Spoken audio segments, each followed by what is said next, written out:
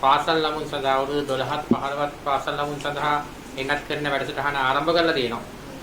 නමුත් දෙමාපියන් යම් කිසි එන්නත ලබා දීමට බියවීමක් තියෙනවා. මේ තත්ත්වය කොහොම බලපෑයිද ලංකාවේ කොවිඩ් පාලනය?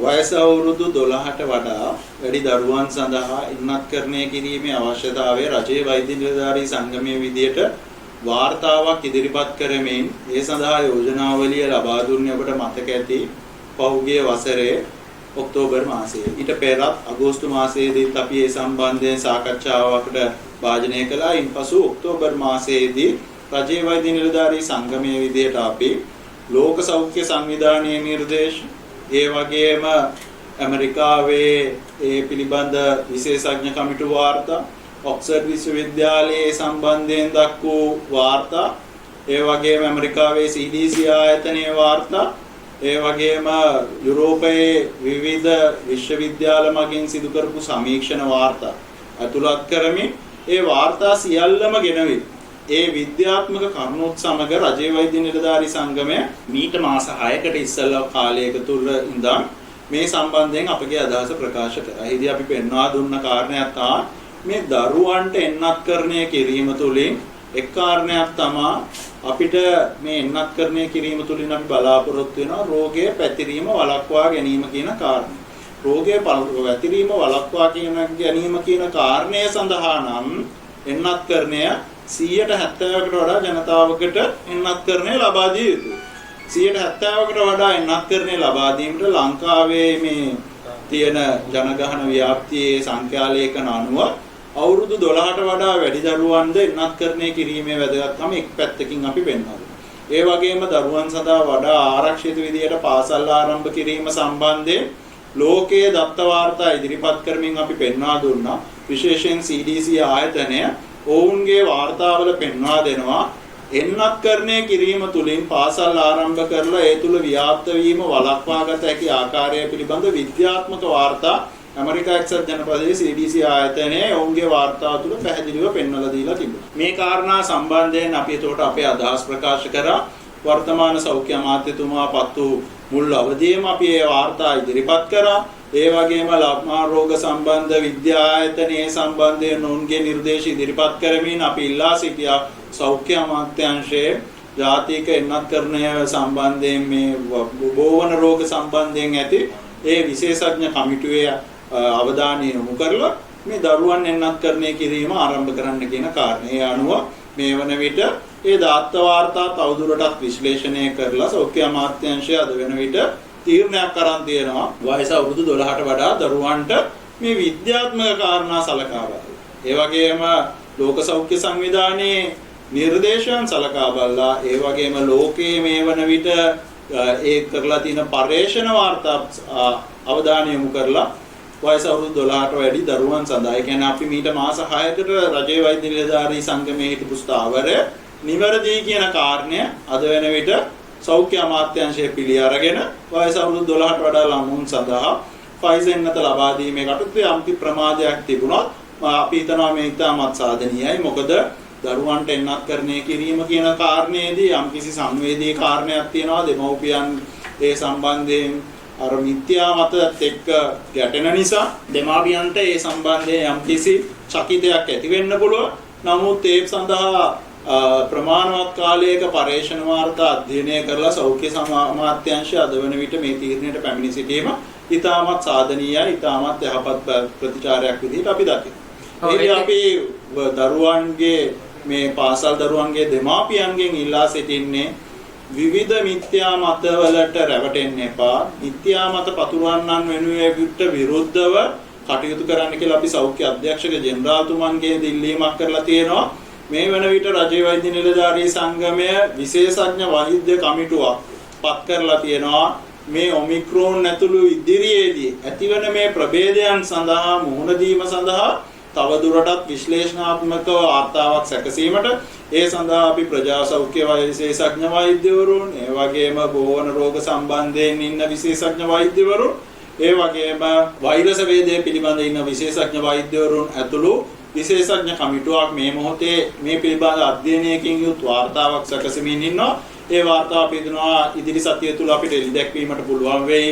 මේ සියලු වෛද්‍යවරුන්ගේ විශේෂඥ වෛද්‍යවරුන්ගේ අදහසුත් සමග මේදී අපිට විශේෂයෙන් පෙන්වා දෙන්න තියෙන්නේ මේ මොහොතේ මේ මිත්‍යා මත පතුරවන අය නිසා මේ දරුවන්ගේ ජීවිත අවදානමට දාන්න එපා.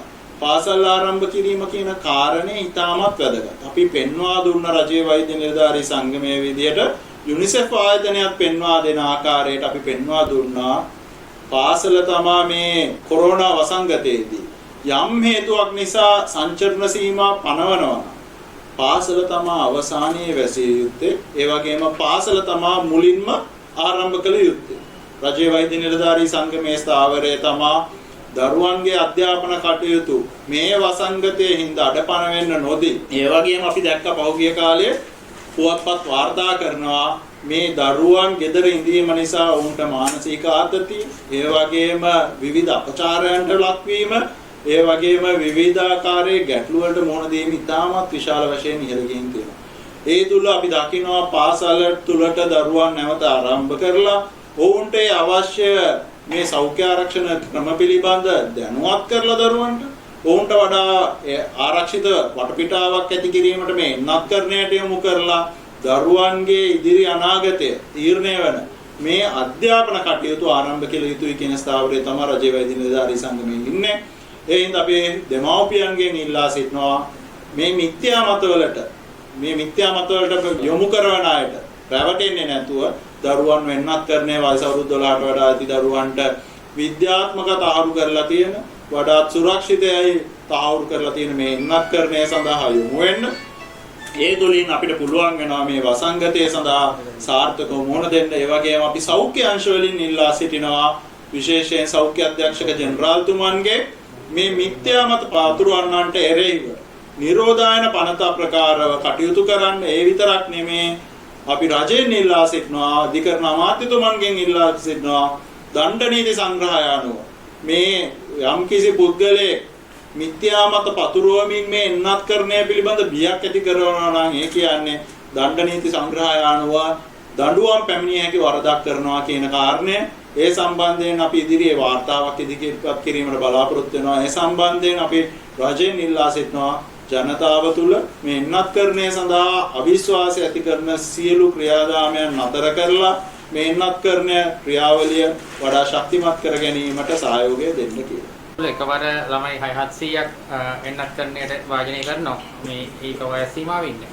දැන් මේ ඔබතුමාලම තමයි කිව්වේ රෝහලක වෛද්‍ය අධීක්ෂණයක් යටතේ සිදු විය යුතුයි නැත්නම් යම් කිසි ගැටලුකාරී තත්වයකට එන්න ඉඩ තියෙනවා කියලා. මේ වගේ තත්වයක් තුළ තමයි මේ දෙමාපියන්ගේ මේ බිය ඇති වෙලා තියෙන්නේ. මේ සම්බන්ධයෙන් අපි කිව්ව කාරණේතුමා වැරදි විදිහට අර්ථකථනය කළේ රජයේ වෛද්‍ය නිලධාරී සංගමයේ අපේ වාර්තාවේදීත් පෙන්වා දුන්නා යම්කිසි රෝගාබාධ තියෙන දරුවන් සඳහා එන්නත් ලබා දීමේදී ඒ වගේම යම්කිසි අවදානමක් තියෙන දරුවන්ට එහෙම නැත්නම් සම්පූර්ණතා තියෙන දරුවන්ට ලබා දීමේදී රෝහල තුල වෛද්‍ය අධීක්ෂණය යටතේ සිද්ධ විය යුතුයි. ඒ වගේම පාසල තුල කරන වෙනත් කරන ක්‍රියාවලිය සෞඛ්‍ය වෛද්‍ය නිලධාරීවරයාගේ අධීක්ෂණය යටතේ සිද්ධ විය යුතුයි කියන කාරණය අපි පෙන්වා දුන්නේ. මොකද සෞඛ්‍ය වෛද්‍ය නිලධාරීන් සඳහා මේ පාසල් තුල එන්නත් කරන ක්‍රියාවලිය සම්බන්ධයෙන් විශාල අවබෝධයක් ඒ වගේම පෞද්ගලික ඉතිහාසයේ පුරාටම පාසල තුල එන්නත් කරන වැඩසටහන් ඕනතරමින් අපේ සෞඛ්‍ය වෛද්‍ය නිලධාරීන් නිශ්චය කරමින් ඉන්නවා. ඔවුන්ට මේ පිළිබඳ දැනුම තියෙනවා, අත්දැකීම තියෙනවා. ඒ සම්බන්ධයෙන් ගත යුතු ක්‍රියාමාර්ග සහ ඒ සඳහා පිළිපැදිය යුතු ක්‍රියාපිළිපෙත් පිළිබඳ ඉතාමත් පැහැදිලි නිර්දේශයන් තියෙනවා. ඒතර සෞඛ්‍ය වෛද්‍ය නිලධාරීවරයෙකුගේ අධීක්ෂණය යටතේ තමා, ඒ කියන්නේ වෛද්‍යවරයෙකුගේ අධීක්ෂණය යටතේ තමා පාසල තුලත් එන්නත්කරණය සිද්ධ වෙන්න ඕනේ. ඒ තුලින් අපිට දෙමව්පියන්ට කියන්න පුළුවන් බය වෙන්න දෙයක් නැහැ. ඒ වෛද්‍යවරුන් සඳහා ඒ පිළිබඳ අත්දැකීම තියෙනවා. මොකද මව්වරු මේ දන්නවා, දෙමව්පියෝ දන්නවා තමාගේ දරුවාට පාසල තුල එන්නත්කරණය කියන කාරණය මේ අදීයේ ඉඳන් වෙන දෙයක් නෙමෙයි. අතීතයේ සිට ඉඳන් සිද්ධ වෙන කාරණා. මම හිතන්නේ ඔබතුමාලා මාධ්‍යවේදීන් විදිහට ඔබතුමාලාටත් මතක ඇති මේ සම්බන්ධයෙන් අත්දැකීම් තියෙනවා. ඒතකොට මේ සම්බන්ධයෙන් අපිට කියන්න තියෙන දෙමව්පියන්ට සෞඛ්‍ය වෛද්‍ය නිලධාරීන්ගේ අධීක්ෂණය යටතේ මේ සිද්ධ වන ක්‍රියාවලිය සම්බන්ධයෙන් කිසි විටක බියවීමට අවශ්‍යතාවයක් නැහැ. යම් බියවීමට කරුණක් තියෙනවා නම් ඒ පිළිබඳ අධ්‍යයනය කරලා ඒ වෛද්‍ය නිලධාරියා, සෞඛ්‍ය වෛද්‍ය නිලධාරියා අවශ්‍ය වෙලාවට ඒ දරුවන්ව පාසලේදී එන්නත්කරණය කිරීමට අපහසු නම් ඒ සම්බන්ධයෙන් යම් කිසි අවධානමක් තියෙනවා නම් හැම විටම විශේෂඥ වෛද්‍යවරයෙක් සඳහා ළමා රෝග විශේෂඥ වෛද්‍යවරයෙක් සඳහා රෝහල වෙත යොමු කරලා තමයි ඒ අවශ්‍ය කටයුතු සිදු කරන්නේ. ඒ සම්බන්ධයෙන් අවශ්‍ය ඒ උපදේශ මාලාවන් ඒ වෛද්‍ය නිලධාරීන් සමග සතුව තියෙනවා. ඔව් ඒත් එක්ක මේ වෙනකොට ලෝකයේ අර සෞඛ්‍ය සංවිධානය කියන විදිහට සුනාමියක් විදිහට වර්ධනය වෙනවා මේ වසංගතය. මේක ලංකාවට කොයි විදිහට බලපායිද? මේක පැහැදිලිව අපි පෙන්වා දුන්න කාරණය තමයි ලෝකයේ මේ වසංගතය ඉවර වෙනකම් ශ්‍රී ලංකාව විතරක් විශේෂ රටක් වෙන්නේ නැහැ. ලෝකයේ මේ වසංගතය තියෙනවා නම් ලංකාවෙත් ඒ වසංගතයේ ලෝකයේම කොටසක් විදිහට ඉදිරියටත් තියෙනවා. ඒකට මේ වෛරසය කියන කාරණේදී මේ කොරෝනා වෛරසය නැත්නම් මේ කොවිඩ් වෛරසය අපි දකින දෙයක් තමයි මෙහි ප්‍රභේද වෙනස් වෙමින් යනවා. ඔබට මතකයි ගිය වසරේ ජනවාරි මාසේ අපි කතා කරේ ඇල්ෆා ප්‍රභේදයක් ගැන.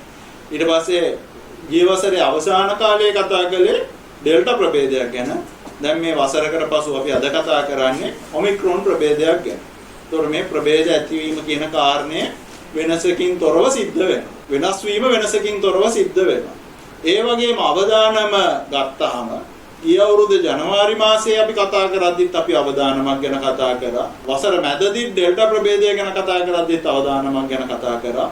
අද ඔමික්‍රෝන් ප්‍රභේදය ගැන කතා කරද්දිත් මේ තියෙන අවදානම ගැන කතා කරනවා. ඒතකොට කාරණය පැහැදිලි ප්‍රභේදය මොකක් වුණත් මෙතන අවදානමක් තියෙනවා.